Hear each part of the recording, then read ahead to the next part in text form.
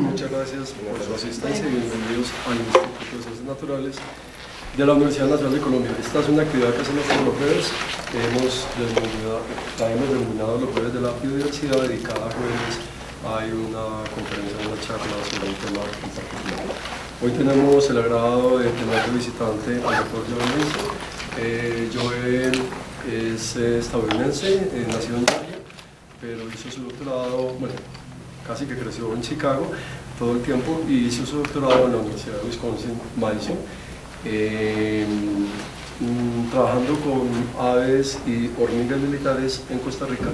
Fue su disertación más o menos dirigida a una pregunta que tenía que ver con la distribución y conservación de la diversidad tropical en áreas y paisajes alterados. Bueno, hace parte, es el subpresidente, vicepresidente y fundador de la Fundación CEIPA Foundation for Tropical Conservation. Esta fundación está dirigida a la educación ambiental y conservación de ecosistemas tropicales. Han trabajado durante todo el tiempo en Ecuador y tienen varios programas allí. De hecho, dictan algunos cursos de campo de estudiantes universitarios de diferentes sitios de los Estados Unidos, especialmente de la Universidad de Wisconsin, aunque van estudiantes de cualquier otra universidad de los Estados Unidos. Tiene varias publicaciones referidas a sus temas de interés, pero quiero resaltar una en particular, y es que él en el Ecuador está trabajando desde hace años en un tema particular, y es modelización de distribución de especies de orquídeas en el país Ecuador, y publicó como parte de esto un libro referido a las especies de orquídeas de América tropical, de reciente publicación, creo que fue el año pasado, y bueno, ha tenido una gran difusión. Actualmente Joel está en Colombia a través de la obtención de una beca Fulbright con ciencias. Esta beca Fulbright tiene la idea de apoyar algunos procesos que se están haciendo en el país. La Universidad Nacional con el Ministerio de Medio Ambiente el año antepasado publicó el plan para el estudio y la conservación de las orquídeas en el territorio nacional, y mucho de lo que yo voy a hacer en este país durante esta, como becario Fulbright, va a ser contribuir con información y análisis de esa información desde la Universidad Nacional. Está trabajando con nosotros en la Universidad Nacional con la idea de generar información sobre la distribución de las orquídeas en el territorio nacional, con toda la información que se ha compilado a lo largo de este tiempo, y dar soluciones a la elección de sitios de interés y prioritarios para la conservación en el país. Además, también tiene esta beca como una parte de educación. Él debe difundir las técnicas utilizadas, que es parte de lo que nos va a hablar hoy, para la modelación de distribución de diferentes grupos de la biota, no solo plantas y animales, aunque el caso particular que les voy a mostrar ahorita es más referido a orquídeas. Va a estar con nosotros el resto de año aquí en el país. Ha estado ya por otras ciudades dictando cursos cortos, y tiene programado visitar otras ciudades. Ya visitó Medellín, va a Cali la próxima semana, va a dictar, les va a contar ahorita también un curso por internet para todas las personas interesadas en aprender algunas de estas técnicas, en un grupo de discusión dirigido a la particularización y obtención de resultados a través de este tipo de técnicas. Doy la bienvenida a Joel. Joel nos va a hablar por un tiempo aproximado de 40-45 minutos, luego de eso vamos a dar un espacio para preguntas, y bueno, bienvenidos, muchas gracias por estar aquí. Bueno, gracias por muy amable introducción. Voy a conversar un poco sobre el proyecto que estamos elaborando, gracias a un base de datos que ha elaborado el profesor Betancourt y muchos otros. Antes de eso, una preguntita. En este auditorio, ¿cuántas personas han estudiado la aplicación de SEED o GIS? Unos pocos. ¿Y aplicación de modelación de especies, de distribución de especies? Unos pocos. Okay. Entonces, bueno, está bien porque bueno, voy muy despacio, pero no sé qué tan despacio voy, pero porque me dijo que 45 minutos, así que vamos. Si te demoras más, no. Pero bueno, vamos a empezar con cero y hablar del proyecto. quiero agradecer a la Universidad Nacional mismo, el sede de Bogotá, al profesor Julio Betancourt por ayudarme muchísimo en establecer contactos con fuentes de datos, con universidades donde estoy dando estas charlas, por permitir que yo voy con él en grupos de estudiantes al campo, que me ha interesado mucho. También a Luis Carlos Jiménez por organizar charlas de jueves de biodiversidad y por la invitación. También a Fulbright y Conciencias, de quien está pagando el tiempo que estoy aquí, y Seba Foundation por darme tiempo libre de descartar todos mis trabajos allá y seguir trabajando aquí. Bueno, en una hoja de ruta vamos a hablar de SIG, que es SIG, Sistemas Informáticas Geográficas o Sistemas de Información Geográfica. Pasamos al tema de orquídeas de Colombia, de la diversidad y la utilidad de orquídeas en conservación. Hablamos de la modelación de distribuciones. Ustedes tienen varios grupos aquí de investigadores que son muy avanzados en ese tema, aunque yo soy más como empezando, pero me gustan mucho esas cosas. Y al final voy a hablar sobre el proyecto mencionado por Julio de la identificación de sitios prioritarios para conservación de orquídeas en Ecuador. Estamos todavía en el proceso de hacer el análisis en Colombia, así que voy más que todo a presentar al final los resultados para Ecuador. Bueno, podemos empezar con unas preguntas sencillas. ¿Qué se puede hacer con una orquídea? Linda cosa, tienes varios valores, podemos apreciarla, podemos regalar la orquídea a una novia o novio. Si estás no estás al tanto, puedes matarla por falta de dar agua o algo así. Bueno, ¿qué puede hacer con 100 orquídeas? Puede abrir un negocio, establecer un vivero, montar una exposición, como hace en el Jardín Botánico, en muchos lugares. Pero a nosotros, hace unos años en Ecuador, llegamos con la pregunta, ¿qué puede hacer con 100.000 orquídeas? Porque encontramos, como ustedes deben saber, que hay colecciones muy grandes en países como Ecuador y Colombia. Eso es el foto del herbario aquí en el edificio de Instituto de Ciencias Naturales. Y estas colecciones en países tropicales cuentan con muchísimos registros de orquídeas. Bueno, aquí para los botánicos saben que esas no son orquídeas en la mesa, pero supongo que dentro de las estanterías sí hay orquídeas. Bueno, para tener expertos aquí. Bueno, entonces llegamos a la pregunta, con 100.000 orquídeas, obviamente esos registros sirven para muchísimas cosas. Botánicos pueden llegar con una muestra y tratar de ver cuál especie es, publicar nuevas especies, pero también muchos de esos registros, especialmente recién, vienen con coordenadas georreferenciadas de su lugar. Y como cartógrafo o científico de distribuciones, me cayó la idea de que esos datos pueden ser muy útiles en tratar de modelar la distribución de la diversidad de orquídeas. Así que eso de ahí surgió la idea principal. Bueno, un poco sobre SIG, sobre Sistemas de Información Geográfica. Básicamente, SIG es un análisis de factores que son datos organizados por su distribución espacial, su ubicación. Puedes organizar datos alfabéticamente, cronológicamente, de muchas formas, pero en ese sentido están organizados por X y Y. Y tú puedes poner, qué sé yo, tipo de suelo, red de vías, mapa de propietarios, y de cualquier punto hacer una pregunta que puede hacer un análisis vertical de todas las capas de información en este mismo sitio. Entonces, si yo estoy estudiando orquídeas aquí y otra persona hizo un mapa de suelos, podemos preguntar de esta orquídea qué es el suelo asociado. Así que es una manera muy útil de organizar datos de varias personas y lanzar preguntas sobre distribuciones, patrones espaciales y cosas así. hemos utilizado, o la comunidad de SIG ha utilizado esta herramienta para ubicación de áreas protegidas, para analizar distribución de flora y fauna. ¿Qué animalito es este? El oso andino o oso de anteojos. Eso es un mapa de distribución. Normalmente de esos animales encuentran en cámaras trampas y, por ejemplo, si sabe que había unos registros aquí y otros acá, muy probablemente existe entre los dos si está a la misma altura, si hay bosque. Entonces podemos también hacer estudios como esto, relaciones espaciales, qué cosas son cercanas, así muchas cosas. También tiene mucha aplicación a conservación.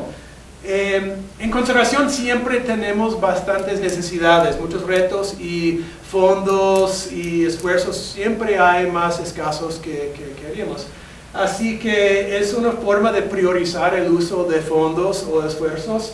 También puedes utilizar SIG para buscar la idoneidad de sitios para ver si son aptas para reintroducción de especies. Una de las cosas que nos permite es trabajar en escalas grandes. Eso es un estudiante mía midiendo biomasa en el campo. Tú vas de un árbol, mides la dimensión, vas a otro árbol y solo en un espacio de ese tamaño va a demorar, qué sé yo, un día entero midiendo. Pero aquí muestro una capa de biomasa por todo Colombia, elaborada por el IDEAM, que es por satelital. Entonces, eso destaca que nos permite trabajar en una escala muy grande, así que lanzar preguntas que tú, como una sola persona o un solo equipo, no puede acercarse. Todo eso para maximizar el uso de los datos que ya existen y los recursos. También podemos aplicar SIG en conservación a estudios de patrones espaciales. Aquí es un ejemplo que estamos publicando ahora. Eso es la costa de Ecuador, entre la línea equinoccial es más o menos aquí. Pedernales es casi donde era el epicentro del terremoto en abril, 16 de abril del año pasado. Pedernales era un pueblo de 40,000 personas con edificios y hoteles y ahora está en el proceso de tumbar hasta 90% de todos los edificios por caída del terremoto o por faltas estructurales. Así que imagínense un pueblo de 40,000 personas, ya todos se fueron a otros sitios y ya parece como zona de guerra, algo así. Pero nosotros tenemos una reserva, la Fundación CEBA, más o menos en ese sector, y estamos yendo por esta carretera costanera de 60 kilómetros cada 2 días y hemos encontrado muchísimos animales muertos. Así que decidimos lanzar un estudio de la distribución o los patrones de distribución de los muertos. Fuimos tomando puntos de GPS y tú puedes calcular en este análisis cada 500 metros la densidad de los muertos por la carretera y identificar áreas de alta densidad de muertos.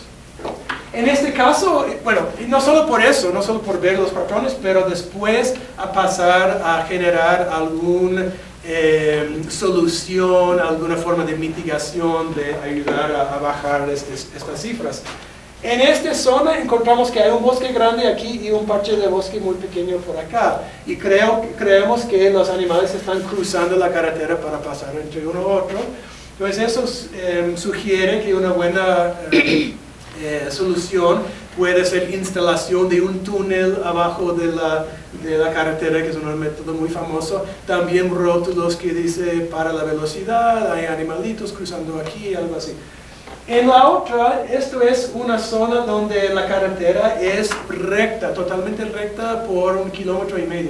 Y después de tantas curvas, todos los conductores se vuelan a toda la velocidad, así que los animales no tienen chance de sobrevivir. Entonces ahí será un buen sitio para poner rótulos que dice baja la velocidad, hasta controladores de velocidad como, no sé si se llama así, chapas muertas, pero cosas mecánicas de Si tiene una palabra para eso. Resalto. Resaltos.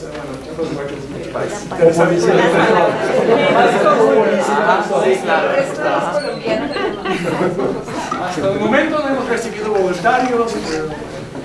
Bueno, eso es afuera del tópico, pero para los que no han trabajado mucho con SIG, es otra manera de tú puedes aplicar la cosa. Bueno, otro análisis que nos permite el SIG, y disculpe que en esta gráfica y en otros les estoy quitando un territorio por Venezuela y por el sur, no más no para robar su linda tierra, sino para enfocar un poco más en el centro. Pero bueno, me ocurrió una pregunta de si los parques nacionales están cubriendo bien el rango de precipitación nacional. Pues eso es un mapa de precipitación, viene de WorldClim o WorldClim, varía entre áreas muy secas en crema y áreas con 11.000 milímetros de precipitación, que para mí es algo impresionante que puede ver 11 metros de precipitación. Pero bueno, entonces esos son los parques nacionales y tú puedes hacer un estudio de cómo calcular por cada píxel el rango o frecuencia de cada nivel de precipitación nacional y en cada parque hacer el promedio de la precipitación en el parque. Entonces hacer esto puedes mostrar la precipitación anual en varios grupos y la frecuencia. Entonces podemos ver que en Colombia en azul promedio de precipitación es como 3.000, 2.500 milímetros. Y los parques, la distribución de precipitación en los parques sigue muy similar. Podemos decir que estas curvas muy informales indican que los parques están haciendo un buen trabajo en cubrir el rango de precipitación que existe en el país. Bueno, eso es cosa sencilla, lo hice en un par de horas, algo así, pero sí permite que ustedes puedan analizar esas cosas y hacer recomendaciones. Bueno, esa fue una introducción a qué es SIG. Si vamos a hablar de conservación, siempre vale destacar una de esas cifras. Probablemente nosotros como biólogos, estudiantes, sabemos mucho de eso, pero para recordar, estamos perdiendo alrededor de 17 millones de hectáreas de bosque por año. Eso fue de 2010 a 2015. La conferencia en Hawaii de Conservation Biology, que acaba de terminar hace unos meses, publicó la cifra de por cada millón de especies en el mundo estamos perdiendo 100 especies por año, así que seguramente en la sexta extinción. Eso es como la caída de cobertura boscosa en Indonesia, que cuenta con 10% más o menos de los bosques tropicales. Aquí es una gráfica de IDEAM entre 2010 y 2012 que muestra en crema áreas sin bosque, en verde con bosque, pero en rojo las áreas de alta deforestación. Es otra manera que puedes utilizar datos satelitales de ver esas preguntas. Al contrario, la población de seres humanos está creciendo, entonces sigue la demanda en todos esos sectores. Y aunque contamos con unos 15% de la superficie terrestre de la Tierra en parques, eso significa que el 85% del planeta es afuera de protección.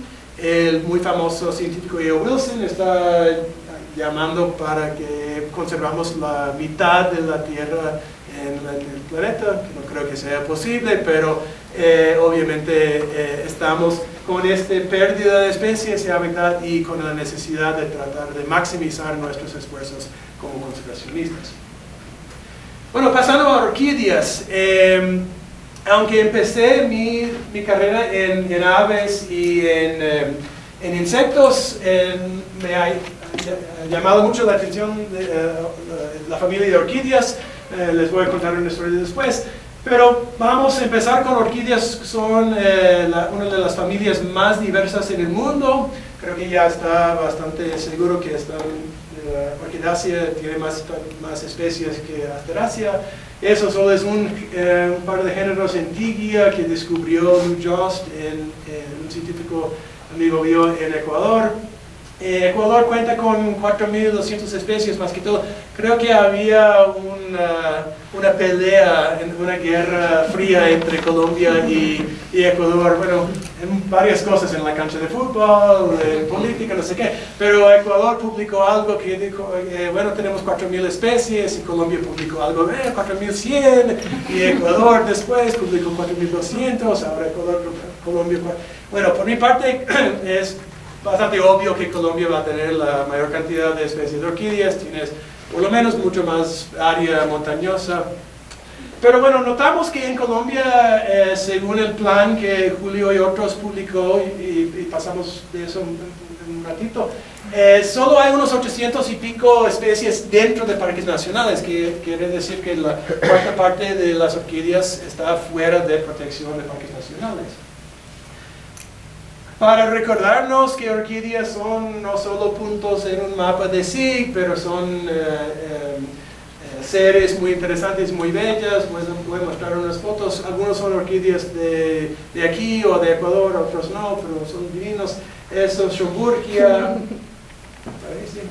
eso es la costa de Brasil, un Surulaelia en una costa bastante seca. Trichocentrum, que tiene un buen nombre, Pulchrum, que quiere decir bella. Eso es la famosa Drácula, que se llama cara de mono en muchos lugares, por los dos ojos y la cara. Tú puedes notar que el labellum, esta estructura aquí, parece mucho a un hongo pequeño blanco, y no es por accidente. Los polinizadores de este género son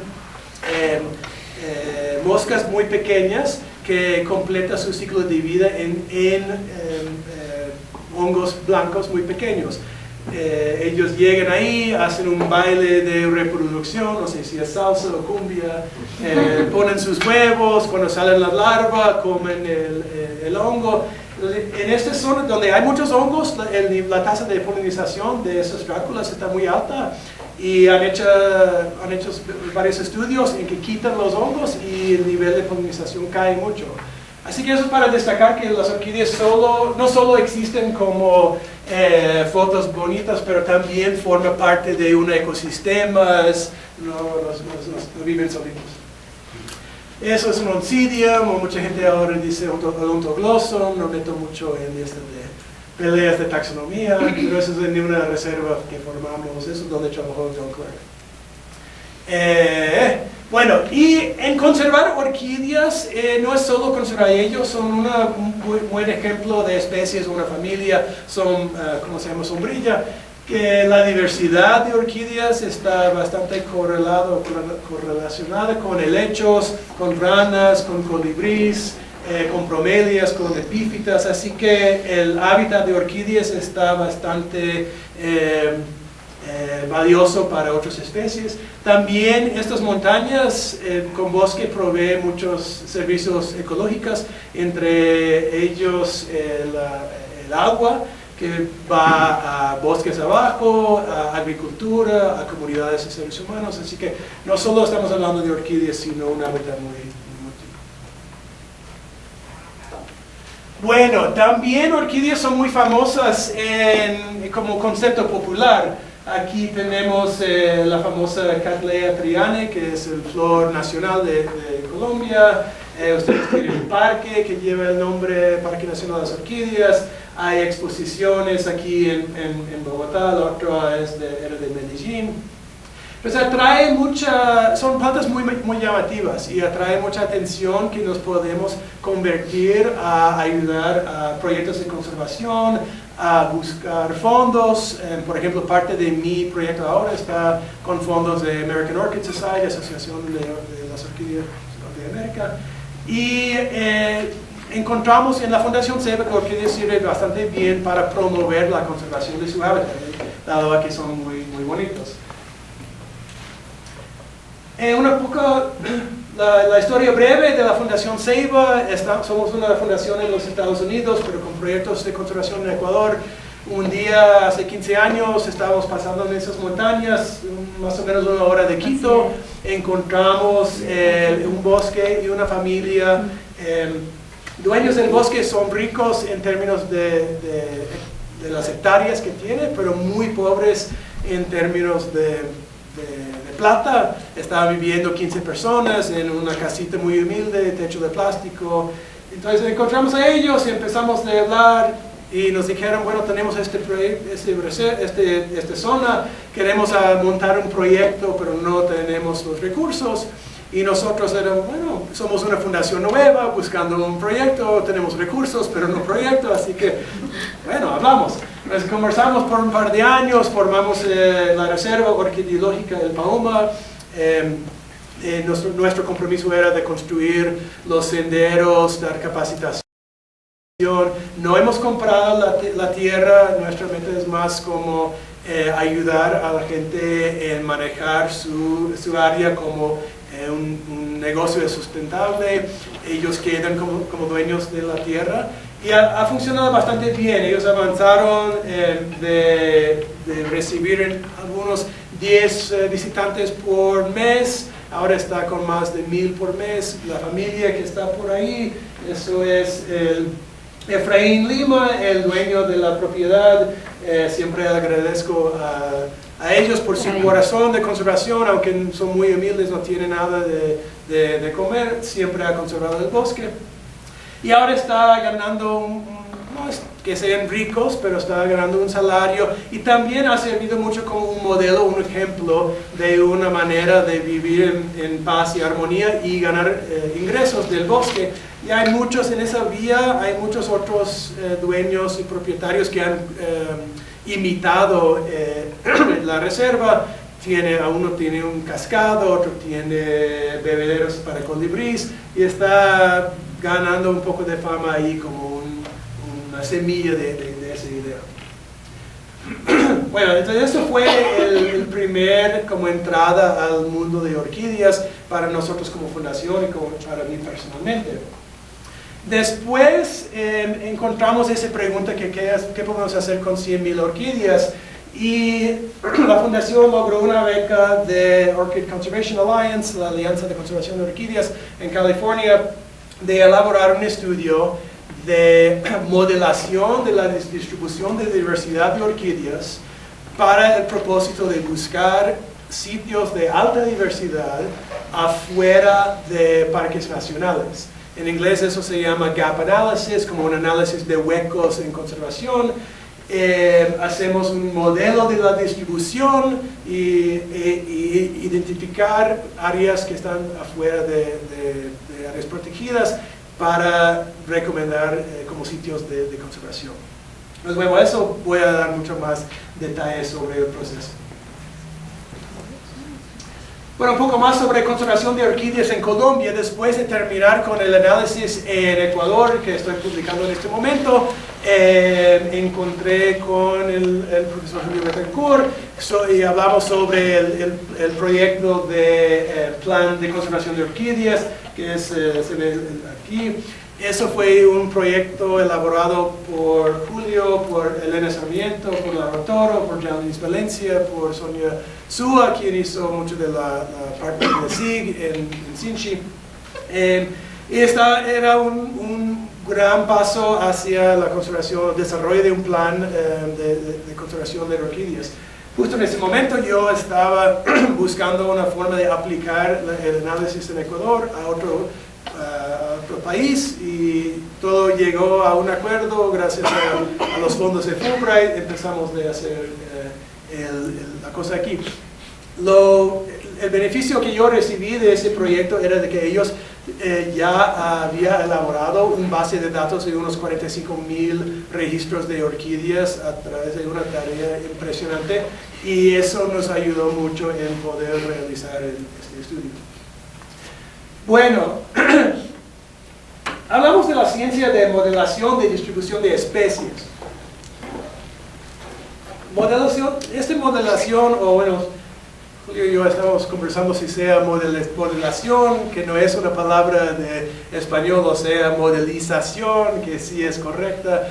He visto esto, he visto modelado también en la literatura. Al final, disculpe, pero modelización no entró tanto en las diapositivas, así que, bueno, ustedes pueden pensar en lo que quieran. Objetivos son para predecir la distribución de una especie. Puede ser para la conservación de esta especie, como en términos de, o un ejemplo del oso anteojos. Puede ser para elaborar una investigación. Si es una especie muy rara, muy desconocida, puede ser para predecir áreas donde tú puedes ir a buscar esta especie. Solo lo que necesitas son datos de localidad. Eso es otro herbario, eso es el herbario de la Universidad de Magdalena en Santa Marta. Y hay mucha gente dedicada a modelización de distribución de especies utilizando estos tipos de registros en herbarios o en colecciones zoológicas. En ese momento vale destacar la diferencia entre estos datos, que son datos de solo presencia, en contra de datos de presencia-ausencia. Si realizamos un censo, una investigación de una área pequeña, como un cuadro de 10 por 10 metros, y fuimos buscando en cada parcela la presencia o ausencia de tal planta, podíamos ver bien en cada parcela y grabar o escribir que sí esté presente o no esté presente. Esos sí son datos de presencia-ausencia. Sabemos que si no era en la parcela, es un 0 en la hoja de datos y ya. Pero realmente en colecciones de herbarios, eso es lo que se llama datos de solo presencia. Sabemos que la planta es o era en este sitio porque colectaron esa planta. Pero si tal planta no está en el herbario, no quiere decir que está totalmente ausente del sitio. Obviamente los botánicos solo colectan plantas con flores, o si encuentran muchos que son muy comunes, no lo colectan porque hay limitaciones en espacio. Así que estamos trabajando más que todo con datos de solo presencia, que presentan un poco de dificultades y mucha gente ha dedicado esfuerzos a estudiar cómo modelar distribuciones con esos tipos de datos. Y básicamente lo que haces es un mapa de los lugares donde este organismo era presente y tratar de hacer un modelo con factores como precipitación, temperatura, elevación, tipo de suelo, tipo de ecosistema, que predice o produce una predicción de la distribución posible del organismo. Aquí también pongo unas pocas fuentes de datos. Puedes utilizar muchísimas más capas de eso. Bueno, vamos con un ejemplo.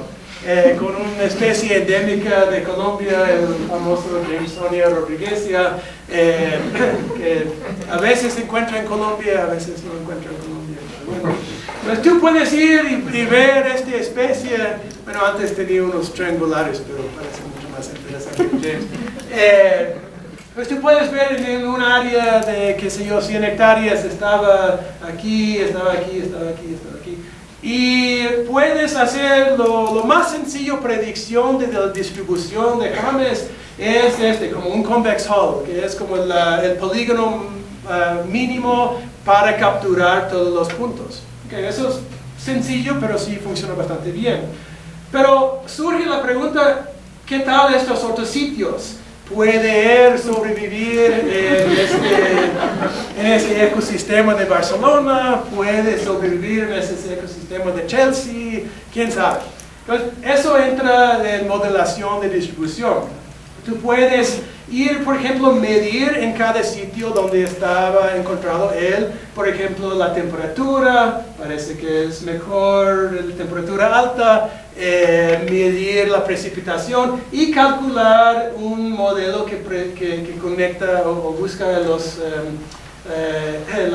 promedios sencillamente de esas precipitación, temperatura, y medir estos factores en los otros sitios Y podemos ver que, bueno, en Barcelona sí está bastante caluroso, hay mucha precipitación, probablemente eso puede ser un sitio apto para el famoso Jamesonia. En Chelsea llueve mucho, no es muy frío, entonces probablemente no sé, es que le paga, él vaya donde quiera, pero en términos de modelación, eso es lo que... Bueno, es sencillo, chistoso, pero eso más que todo es, más o menos es una sencilla ejemplo de cómo hacemos modelación. Hay muchos tipos de software, de métodos para hacer la modelación. Modelos logísticos son muy famosos, pero trabajan más que todo con datos presencia-ausencia, que no tenemos aquí. BioClim era uno de los modelos iniciales, pero sí funciona bastante bien. GLM, Bayesian jerárquica. Pero ahora mucha gente está trabajando con lo que se llama MaxEnt, o quiere decir Maximum Entropy. Eso es un modelo de MaxEnt que empieza con localidades de dos especies de oso perezoso y hace una superficie con la probabilidad de la distribución de este animal basado en estos puntos y varias capas de elevación, precipitación, variación de temperatura, cosas así. Bueno, al final de todo, si tú metes basura en el compu va a responder con basura, así que tú puedes lanzar esa pregunta, pero siempre pensamos bien en los datos que estamos utilizando y analizamos bien los resultados para ver si consta o no con la realidad. Pero MaxEnt está muy de moda ahora porque funciona bien con datos solo presenciales. Funciona bien con muy pocos registros. Ahora el Instituto Humboldt está elaborando modelos de distribución de plantas y animales con solo 10 registros. Y da un bastante bien rendimiento en términos de la predicción. Si tú comparas la predicción del modelo de MaxEnt a la distribución actual, da muy buenos resultados. Así que mucho de este campo está utilizando MaxEnt. Bueno, para mostrar eso, si ustedes lo saben, hay un grupo en el Instituto Humboldt que se llama Biomodelos, que están elaborando exactamente esto con muchas especies. Tú puedes meter a la página, pongas en la distribución de especies, pues que tú tienes una pregunta sobre esta especie, o pues que es un conjunto de especies maxilarimedenses, pongas el nombre aquí. Si tiene el mapa ya elaborado, puedes ver detrás el mapa de Colombia, que puedes hacer zoom y todo eso, y le va a dar resultados de mapas de posible distribución de tal planta o animal. Cambiando factor, todos esos modelos están hechos con MaxEnt. Eso es trabajo de Jorge Velázquez y muchos otros allá. Esos modelos varían entre modelos con parámetros muy optimistas, que dicen que el rango o la distribución sería muy amplia, hasta modelos mucho más conservadores. Y entre eso podemos ver la posible distribución de esa planta. Eso es una implementación de MaxEnt. Bueno, ahora pasamos a modelación no de especies, que era lo de Humboldt y otros, pero de diversidad. Y cuando estamos hablando de modelación de diversidad, tenemos varios retos. Obviamente los datos son solo presenciales, o solo presencia. Y hablando de registros de plantas, si hay falta de datos, que una planta no existe en tal lugar, puede ser por lo menos 3 razones. Que era un sitio sin estudios, pues no sabemos si existe o no existe la planta. Puede haber un sitio estudiado y que la planta, la orquídea en este caso, era presente, pero no la colectaron. Puede ser que no era en flor o era ya tan común, que ya tiene bastante en el herbario. Pues tampoco el 1 y 2 no nos dan ninguna información útil sobre ese sitio. Tercera posibilidad puede ser que es un sitio estudiado, pero esta orquídea era ausente. Eso sí es información muy útil, pero tú no puedes saber cuál es cuál en los registros. Así que eso nos da unas complicaciones en el análisis en comparación de como cuando tiene presencia ausencia. En la actualidad, en esta base de datos que Julio y otros han elaborado, de los 45.000 registros, llegaron a unos 31.000 que son georreferenciados con buena identificación y georreferencia.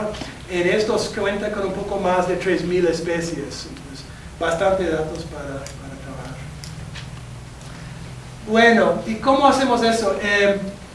Una de las dificultades es que tenemos tantas especies y esos problemas que hay varios métodos que podemos aplicar a la distribución o modelación de distribución de diversidad.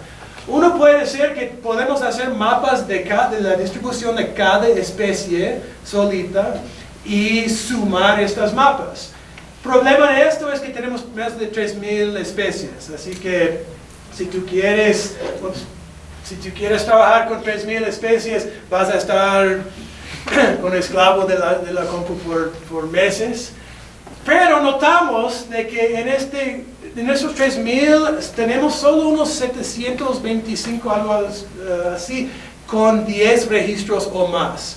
Y una de las cosas buenas de MaxEnt es que puede coordinar con R, este paquete de estadísticas, y tú puedes automatizar el análisis. Entonces, muy probablemente podemos hacer un mapa de especie 1, especie 2, distribución de especie 3 y sumar todos los mapas para un índice de diversidad. Eso sea un método que podemos aplicar. Probablemente vamos a hacer eso a través del apoyo de la gente de Humboldt.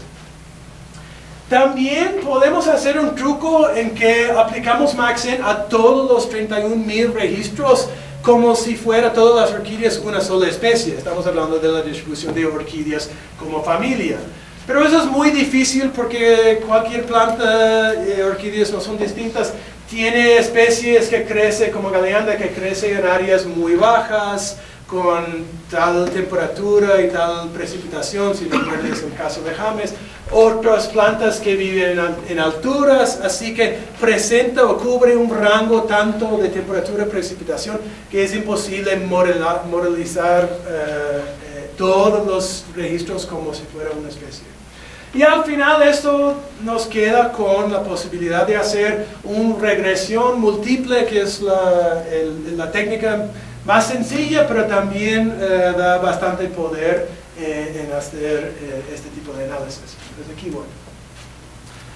Si ustedes han tomado clases de estadísticas, probablemente lloraron mucho, pero después encontraron que sí vale para convertir bases de datos en predicciones. Y una de las maneras es hacer regresión múltiple, que es solo comparar la distribución de las orquídeas con factores como precipitación, con elevación.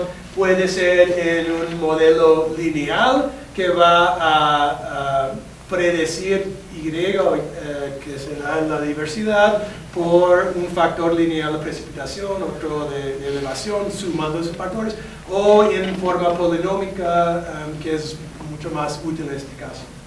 Entonces eso es lo que hemos hecho en Ecuador. ¿Cómo hacemos? Eso es Colombia ya sin el robo de la tierra, con los 31.000 récords o registros puesto.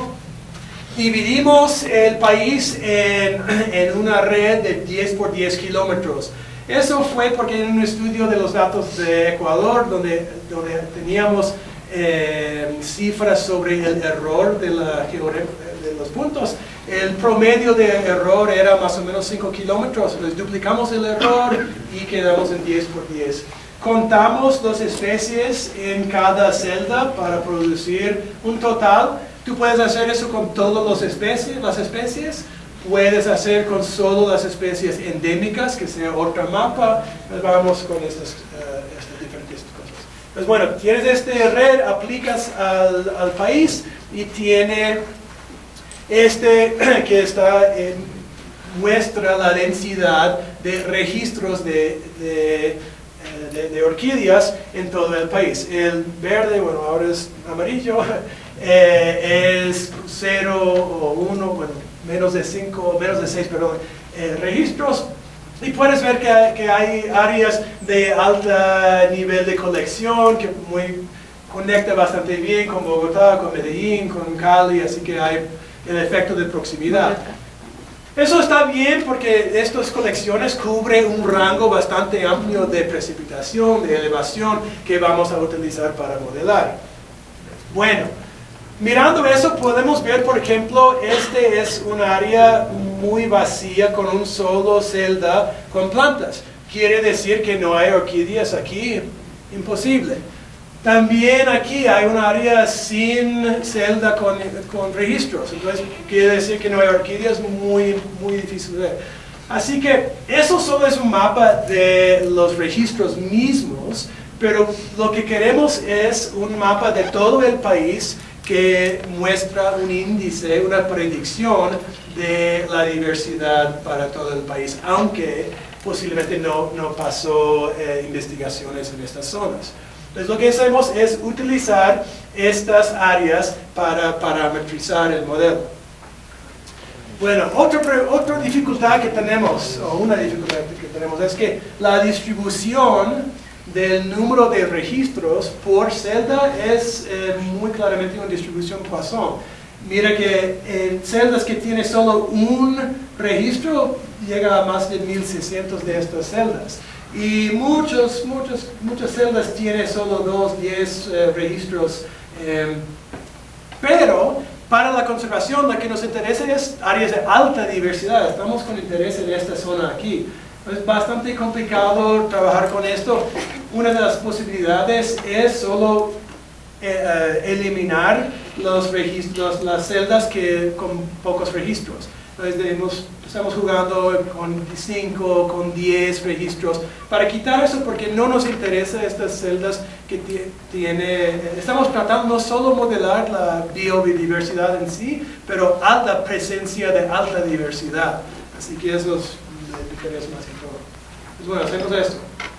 Y tú vas con solo estas celdas que ya tiene más que, creo que aquí estamos con más de 10 especies, y en cada celda quitas el promedio de precipitación, de elevación y de otros factores para hacer la regresión. Entonces podemos ver otra vez la precipitación, hay celdas con muchas orquídeas en alta precipitación, mucho más en precipitación promedio, elevación, perdón, también puedes ver que hay muchos registros en las montañas. Si acercamos un poco en ese sector, vemos nieve de un color muy raro, pero bueno. Y puedes ver, por ejemplo, que es muy interesante y muy complicada la topografía. Dentro de esta celda podemos calcular no solo la elevación promedio, pero pues la variación estándar aquí. Puede ser que una complicación de topografía da más información sobre la diversidad. Pues bueno, tenemos todos esos factores y llegamos a otro problema. Aunque hemos eliminado muchas de las celdas con muy baja diversidad o número de registros, todavía quedan muchísimas celdas con muy bajos números y todavía eso es el área que nos interesa, el área de alta diversidad. Y si tú pones una regresión polinómica, esto funciona bien, pero está muy jalado abajo, no está modelando mucho la distribución de la alta diversidad y nos da un resultado muy malo de correlación. Solución sencilla es agregar los factores o dividir los factores en bloques. En esto estoy mostrando solo en bloques de 500 metros de elevación y calcular el promedio del número de registros que cae dentro de este bloque, número de registros que cae dentro de este bloque y mostrar y hacer la regresión en este sentido. así, bueno, eso es muy fácilmente, pero dividiendo así con 500 metros, llegamos a una curva que tiene bastante sentido, llegamos a un resultado de la correlación que es mucho más alto, 1.8. Y bueno, entonces eso ha funcionado bastante bien. También podemos comparar esto a nuestro propio conocimiento del bosque y con otras plantas. Eso quiere decir que la diversidad predicha de orquídeas tiene una máxima más o menos en 1500 metros a 2000 metros, hasta 2500 metros. Cae un poco cuando está con áreas bajas, que está la verdad, no hay muchísima diversidad en Amazonía, por ejemplo, y cae mucho cuando llegas a las alturas. ¿Okay? Eso también acuerda con lo que tú ya sabes del campo. También si comparas con estudios de helechos y de otras plantas que han hecho en una manera mucho más estándar, con parcelas en varias elevaciones, los resultados se acuerdan muy bien con esta gráfica. Bueno, eso es solo como para mostrar. Realmente decidimos al final de dividir en bloques mucho más pequeños y dividimos todos los factores en 25 grupos. Así que puede ser más para Bueno, tú haces eso con precipitación. Precipitación no tanto en sí, pero esto es coeficiente de variación, la variabilidad de precipitación. Y por ejemplo, aquí dice que es precipitación que llueva al mismo nivel, aquí es mucha variación, bosque seco más que todo, que tiene una época lluviosa, una época seca. No hay mucha diversidad en áreas de mucha variación, tampoco en Amazonía, donde llueve constantemente, no hay tanta diversidad, pero las orquídeas tienen alta diversidad, más o menos en ese sector, de un nivel de variación moderado. Y tú vas calculando estas regresiones por cada factor y puedes al final sumar todos estos. También, ¿cómo se llama? Ponderado, eso es mal escrito, ponderado por el R, para que los modelos que tienen mejor fuerza de explicación contribuyen más al modelo final. Y llegas a un modelo con varios términos, cada uno en final es una suma de todas estas regresiones. En realidad, voy a pasar ahora a Ecuador. Hemos terminado con este modelo con altitud, que tiene un R de 0.3, temperatura máxima del mes más caliente. Si ustedes conocen este sitio de WorldClim, que tiene esos datos BioClim, eso es Bio5, de seasonality of temperature, que es como variación en temperatura por un año, eso es BioClim 4, variación en precipitación, el Bio5, y hay dos factores cruzados entre estos. Pues bueno, ya tenemos parametrizado el modelo a través de cada uno de estas regresiones sencillas, así que eso no es tanto una regresión múltiple en sí, realmente más es como una regresión multipaso, porque sumamos uno a otro, y al final estamos produciendo no una predicción de la diversidad, pero más que todo un índice de la probabilidad de alta diversidad. Bueno, volvimos al mapa, en este caso de Ecuador. Si ustedes no conocen Ecuador bien, eso es el parte amazónica con mucha precipitación, pero baja variación. Eso es más el bosque seco, más seco al sur, más lluvioso cuando llegas a la Chocó con Colombia, y las montañas en el centro. Y dividimos el mapa ahora en celdas de 1 kilómetro por 1 kilómetro, más que todo porque estos datos de BioClim vienen en este tamaño, así que podemos aplicar en una escala más fina. Y multiplicamos, hacer un raster math con todas estas fórmulas, y sumamos todo para hacer un solo mapa de predicción de diversidad. Y eso es el resultado. Bueno. Este es, como digo, una representación de la probabilidad de alta diversidad de orquídeas. Y consta bastante bien con nuestro conocimiento del país. No hay muchísima diversidad en Amazonía. menos diversidad en la costa, aunque hay unas especies muy interesantes de endémicas y por eso vale la pena hacer todo el proceso aparte, separadamente con solo endémicas. En verde son las partes más altas de las montañas de las dos cordilleras de Andes. Es demasiado frío y ya no sobrevive, pero en las faldas occidental y las faldas oriental de las montañas puedes ver que esos son los sectores de alta diversidad. Que no es nada como una conclusión muy sorprendente. Sabemos que en estas alturas son la diversidad alta de estas plantas. Bueno, eso es el resultado del modelo en sí.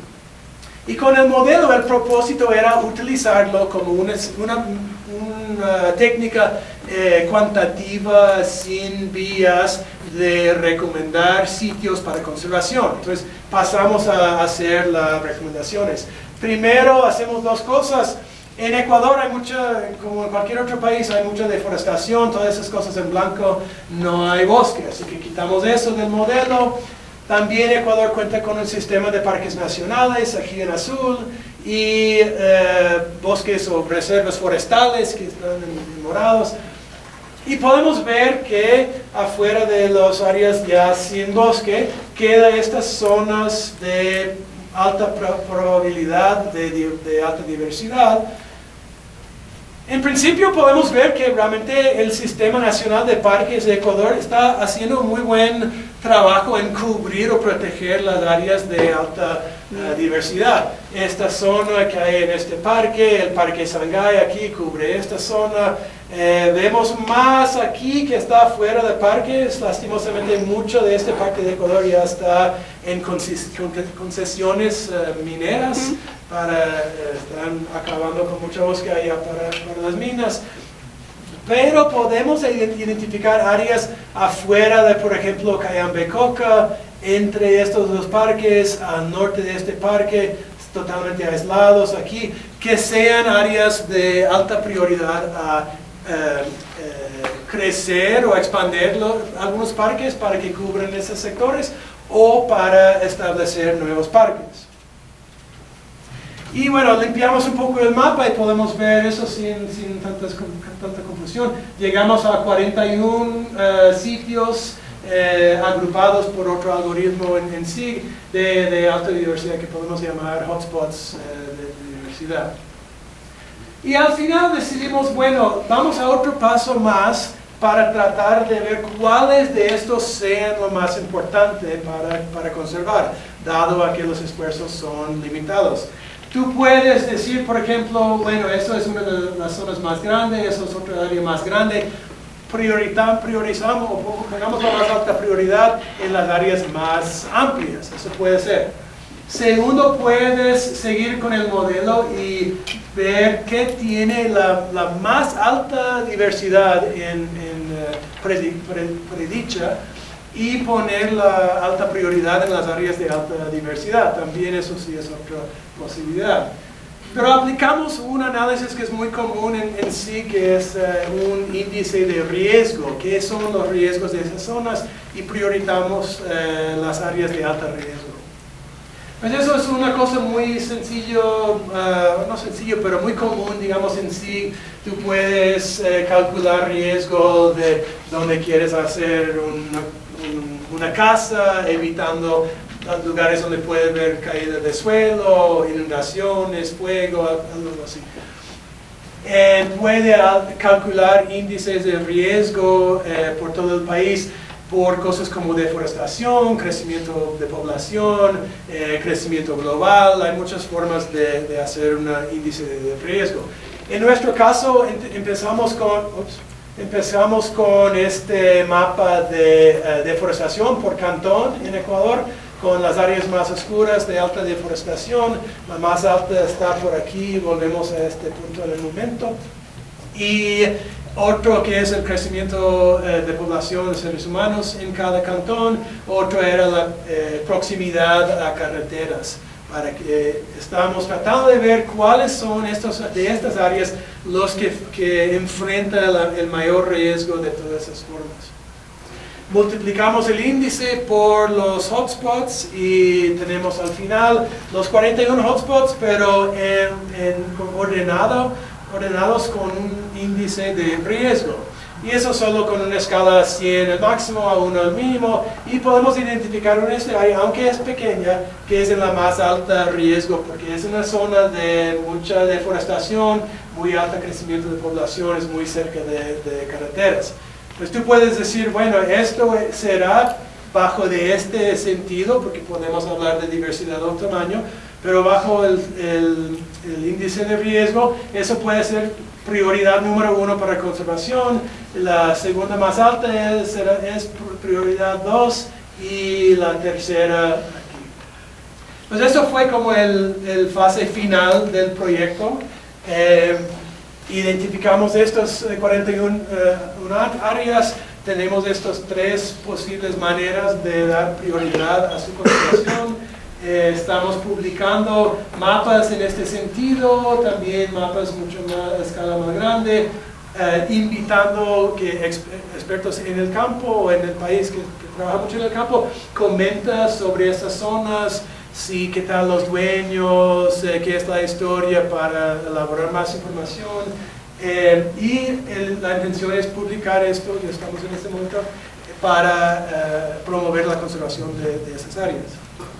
Pues al final difundimos esos resultados y lo mismo vamos a hacer con este análisis que estamos elaborando en Colombia a través de publicaciones científicas, pero también revistas en la prensa popular.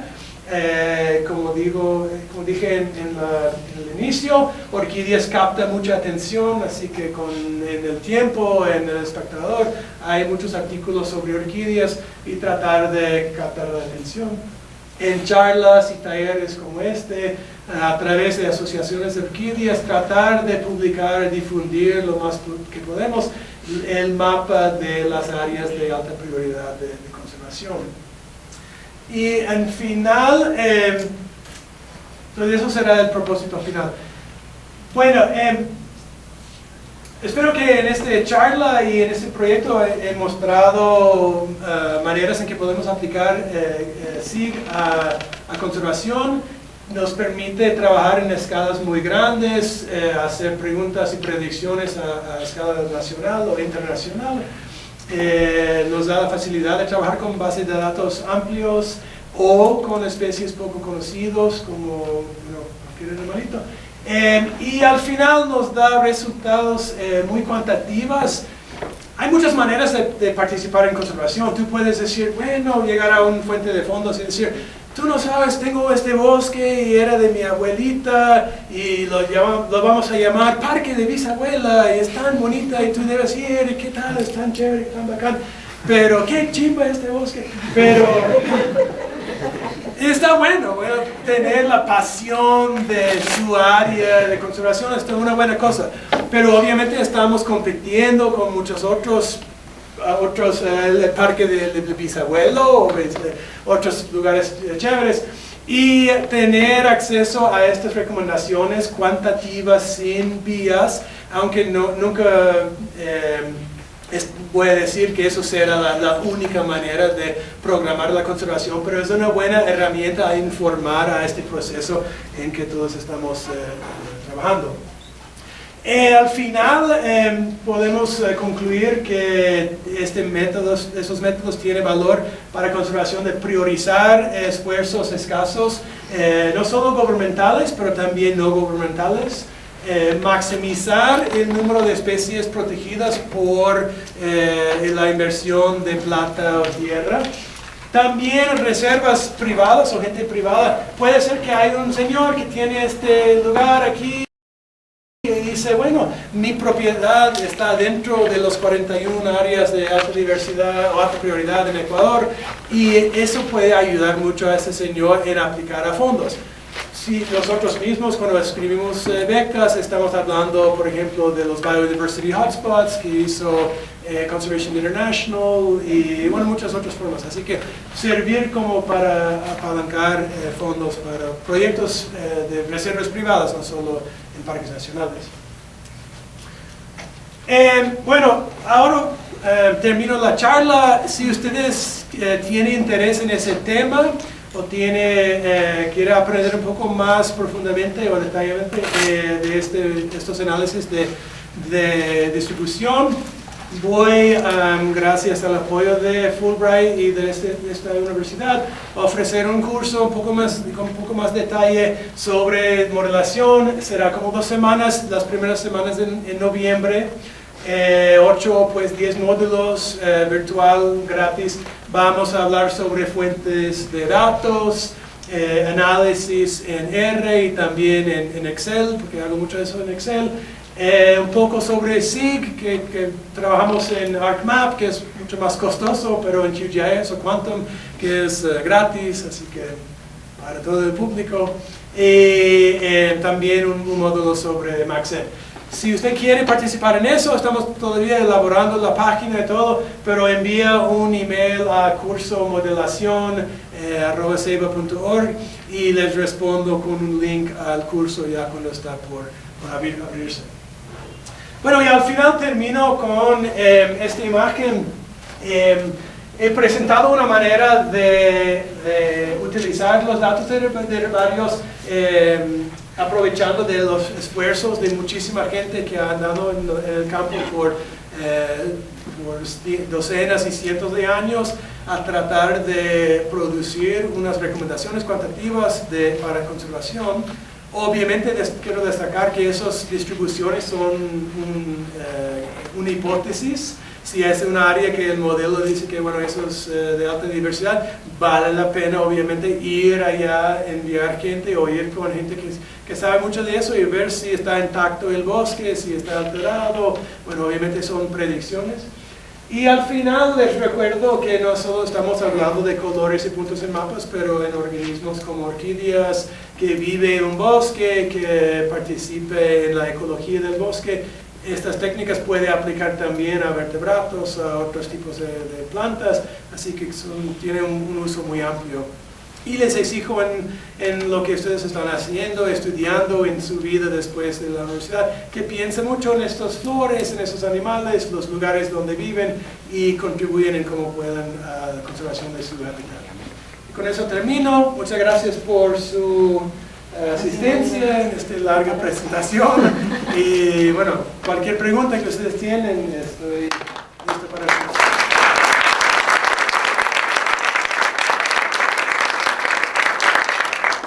Un espacio abierto para preguntas, comentarios, lo que deseen. ¿Tiene conocimiento de los efectos? Me dio la impresión de que pues es los efectos de deforestación, pero digamos tala de bosques y cosas de esas. Tala, digamos, mecánica. Efectos de la tala química, que nosotros hemos tenido problemas serios con Chemical Down y Monsanto, cosas de esas. Y tiene conocimiento de efectos de esos productos sobre... No creo, para decir sencillamente. Tengo algunas capas de datos del IDEAM, el Instituto con los Estudios Ambientales aquí, y ellos han producido bastantes capas que informan a este índice de riesgo. Tiene capas, por ejemplo, de efectos predichos de cambio climático. No creo que ellos hayan producido algún mapa en ese sentido. Sería bueno tener acceso a algún tipo de información sobre este riesgo, pero si no, eso también es otra forma de subrayar la necesidad de ir a inspeccionar estos sitios antes de intentar declarar algo. No, pero sí hay bastantes riesgos. Por ejemplo, tú puedes ver, y bueno, Cristian Castro que está aquí sabe mucho de eso, tú puedes ver un bosque de distancia que parece perfecta para orquídeas, pero hay algunos bosques que se han conservado bien y hay otros que mucha gente ha metido y sacado todas las orquídeas bonitas. Así que sin entrar con una persona con buen ojo a ver, no se sabe. Hay muchos efectos así, pero eso sí es un buen... Ideas sobre, por ejemplo, lo que pueda haber en Vietnam, por ejemplo, de los productos que son de larga data. Sí, no. deforestación a base de químico, que eso parece que no nace nada ahí después de, ya como 30 años después de la guerra y todavía no hay. Sí, no, eso sí. Bueno, por un lado, si no tuviéramos computadoras y modelos y nada de eso, podríamos solo andar con nuestro conocimiento, el conocimiento de ustedes de áreas de buena altura, de buen clima y inspeccionarlo. Pero si los modelos nos pueden dar un poco de guianza a las áreas de más alta posibilidad de encontrar la diversidad, nos ayuda en maximizar o hacer más eficiente esos esfuerzos. Pero de todas formas, hay muchas cosas de esta forma que tú no puedes predecir, por lo menos que yo sé, y hay que ir a ver. Yo no soy el conferencista, pero me voy a meter ahí. Cuando se publicó el libro rojo de orquídeas de Colombia, se analizaron una muy pequeña proporción para saber en qué categoría amenaza estaban. Y se registra allí las expresiones con glifosato para la erradicación de la coca. Ha disminuido ostensiblemente como 2 o 3 poblaciones, mal no estoy, de orquídeas nativas endémicas con una área de distribución muy restringida. Entonces sí tiene efectos bastante poderosos. Como se dispersa más del sitio donde se el problema es el. Profesor, buenas tardes. Esta herramienta, ¿qué tan funcional es? Es una pregunta que me imagino para yo mismo sé para dónde va, pero hoy en día se habla mucho de la taxonomía integrada. Mi pregunta va, el uso de estos modelos, ¿qué tan funcional es para delimitar especies taxonómicamente? Desde el punto de vista de especiación, distribución geográfica, todo ese tipo de cosas. ¿De qué nos puede servir o para qué nos puede servir para plantear ese tipo de preguntas y trabajos de seguimiento en esa línea? Bueno, cualquier pregunta que tiene un elemento espacial puede aplicar estas técnicas. Y por ejemplo, si tú tienes una especie y hay unos expertos que dicen que son 10 especies, hay otros que dicen que son 2. Si todos viven en la misma área, mismo rango de temperatura, mismo rango de precipitación, una aplicación de ese tipo de análisis puede decir todos ellos están adaptados al mismo clima, entonces solo en términos de adaptación al clima puede ser que son mucho menos especies. Obviamente hay muchísimas otras cosas que causan especiación. Diferencia en polinizador puede ser. Si tú tienes mapas, por ejemplo, del polinizador y ves que abeja tal llega hasta aquí y colibrí tal llega hasta aquí, aunque esta zona puede ser todo el mismo rango de factores climáticos, puede ser evidencia de que este polinizador y están contribuyendo a la separación de esta especie. Entonces, si tiene algún efecto espacial, puede aplicar estas técnicas. No he visto eso, pero hay mucha gente que está trabajando como es geografía, distribución de especies y utiliza esos modelos mucho. Yo personalmente, taxonomía sistemática no es tanto mi campo, me da datos, le digo, bueno, esas son especies, y dice, bueno, sí. Bueno, entonces tiene su conferencia. Pero sí, lo bueno es que tú puedes con cualquier distribución de organismos, si tienes varios capas, tú puedes hacer muchísimas preguntas que son difíciles de otras maneras. No sé si eso es una respuesta total a su pregunta, eso es muy interesante. Buenas tardes. Tengo una pregunta respecto a las variables que seleccionaron en el modelo las variables de Wolfing que seleccionaron para modelar la distribución. Quería saber si esas 3 variables que seleccionaron, las seleccionaron, digamos, con base en los rasgos de historia de vida que ustedes conocían de la familia, de las especies de orquídeas, o si fueron seleccionadas dentro de un algoritmo mismo del modelo. Más que bueno, yo hice estos tipos de curvas con cualquier cantidad de factores. Y al final algunos tienen un patrón bastante visible y un R, ¿cómo se llama? R cuadrado, bastante alto, pero 0.3, 0.4, 0.6. Y hay otros que no tiene mucho. Así que fui seleccionando los que tenía un R cuadrado más que 0.25 y entre ellos busqué alguna correlación, porque hay, si no sabes mucho de WorldClimb es una cosa que tiene estaciones meteorológicas que cada una tiene, por ejemplo, temperatura. Y hace un spline, una interpolación entre todos estos sitios para construir una superficie. Obviamente, si construyes una superficie entre puntos para temperatura, cuenta mucho el efecto de elevación. Así que altitud y temperatura son muy correlacionados. En ese sentido, trabajé mucho con elevación porque para mí elevación es uno de los factores muy importantes en sí y tenemos muchos mejores capas de elevación porque eso se puede medir con LiDAR, con satelital y temperaturas por interpolación. Por eso salió más, temperatura también salió como una buena cosa, pero fue un poco más fuerte la contribución de altitud y los dos eran muy correlacionados. Así que cuando tenía pares así, solo seleccioné el factor con mayor R cuadrado. Y mucho en eso, la variación era un efecto más que el total. Por ejemplo, en precipitación y en temperatura era más la variación que el total. Entonces, más que todo eso fue.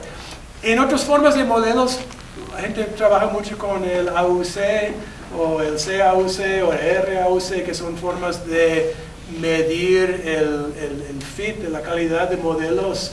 En ese sentido, porque no es un modelo exactamente de regresión múltiple, es difícil aplicar estos índices. Es medio complicado, pero por ejemplo, estos bloques que mostré de precipitación incluyen unos puntos que eran celdas y la diversidad de las celdas.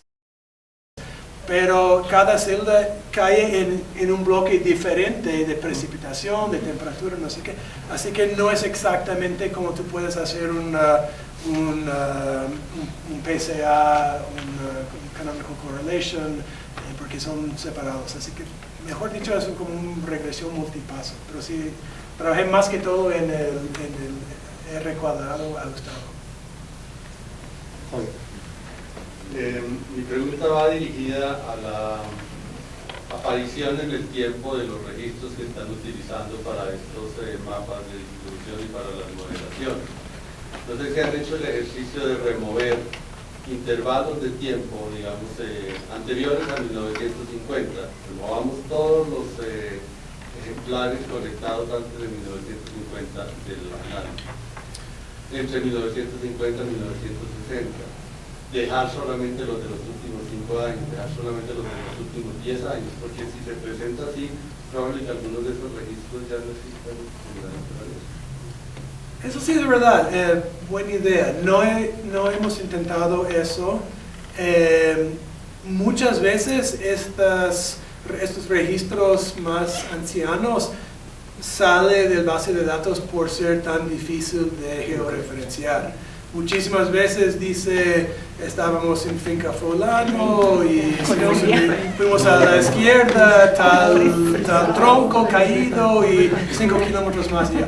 Así que un poco se salieron muchos de estos registros. De todas formas es una buena idea,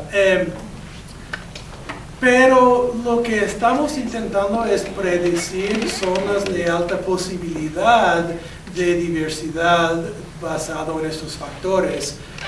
En ese sentido mismo, los registros más viejos contribuyen bastante, contribuyen mucho. De todas formas, es muy interesante la idea, nunca he pensado en eso. Sería bueno de como dividir en dos y hacer el modelo con uno, con los viejos, con los más recientes y ver si constan los resultados o si había algún efecto de estos. Hay que pensar en eso, pero muy buena idea. ¿Cómo lidias con el problema del cambio climático en este estudio que hiciste en Ecuador? Porque creo que lidias con el problema de la deforestación con unos mapas de riesgo, ¿no? De deforestación, pero ¿cómo manejas el tema del riesgo del cambio climático para construir tu área de priorización de orquídeas. Ya. En Ecuador no teníamos muchos datos sobre efectos de cambio climático. Afortunadamente en el Instituto IDEAM producieron unas capas, creo que hay 3, de predicción de efectos de cambio climático basado en los diferentes modelos de IPCC. Entonces eso es súper útil porque podemos también aplicar esto como un efecto de riesgo solo o en conjunto con los otros efectos. Y es bastante importante porque sabemos, muchos de nosotros sabemos que realmente las montañas tropicales probablemente va a enfrentar más de muchas otras zonas los efectos de cambio climático. Pues para nosotros probablemente lo incluimos en uno de los índices de riesgo.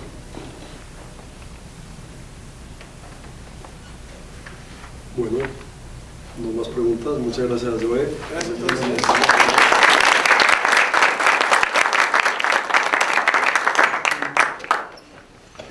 Para información todos, Joe también está dispuesto a dictar un curso corto de 3-4 horas. Si están interesados, escriben al mail que le dio sobre SIG y aplicación de estas técnicas que podría ser presencial, en un taller presencial aquí en la universidad. Sí. Se organizaría si hay personas suficientes para este ofrecimiento de curso. Sí, acabo de dar un taller de 3 horas que es una introducción a SIG utilizando Quantum GIS, que es gratis, sencillo, pero aprendes los primeros pasos y si alguien tiene interés, envía un email a o conversa conmigo y buscamos una fecha y lo hacemos. Además, si alguien está interesado en conversar con él, permanece todo el tiempo en la oficina, que es la número 227 de acá del Instituto de Ciencias Naturales. ¿Okay?